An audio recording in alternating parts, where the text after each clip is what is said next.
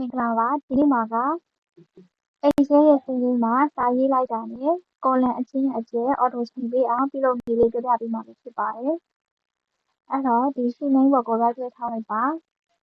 အဲ့ဒီမှာ view code ဆိုတာလေးရှိရယ်အဲ့ဒီမှာပေါ့နော်ပုံမှန်ဆိုရင်ဒီမှာ general ဆိုပြီးဖြစ်နေလိမ့်မယ် general မဟုတ်ဘူးကိုကဒီ worksheet ထဲမှာဖြစ်စေချင်တာမလို့ worksheet ကိုရွေးပြီးပြီးရင်သူဒီကာစာလေးဝင်နေတဲ့နေရာမှာ column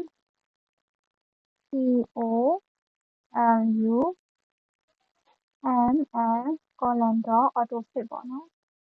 CUT ကိုအဖိုင်ဒီ autofit ဆိုတက်ကလေးထောင်းလိုက်အဲ့လိုလေးရိုက်ပြီးသွားလို့ရှိရင်ဒါကိုပြန်ပိတ်လိုက်ပါနော်ပြီးရင်ဒီနောက်က window ကိုလည်းပြန်ပိတ်လိုက်ပါဒါဆိုရင်သူကဘာဖြစ်မှာလဲဆိုတော့ဒီမှာကိုက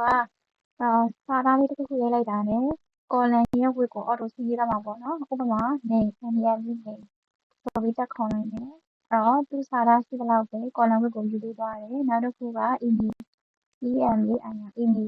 အဲ့မှာလည်းစာသားရှိသလောက်အဲ့တော့သူက column width ကိုချိန်ပေးသွားတယ်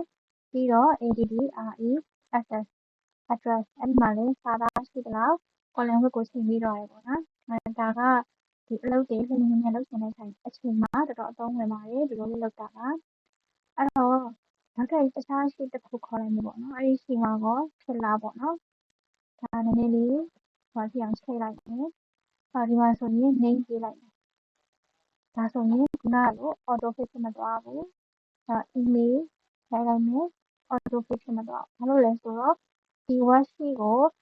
ဒီ Excel ရဲ့ စက်ကွက်ထဲမှာစာသားရိုက်လိုက်တာနဲ့ auto fit လုပ်ပေးပါဆိုပြီးတော့ပြောမထားဘူးပေါ့နော်ဒီ sheet 2မှာတော့ပြောထားတဲ့အတွက်သူက auto fit လုပ်ပေးတယ်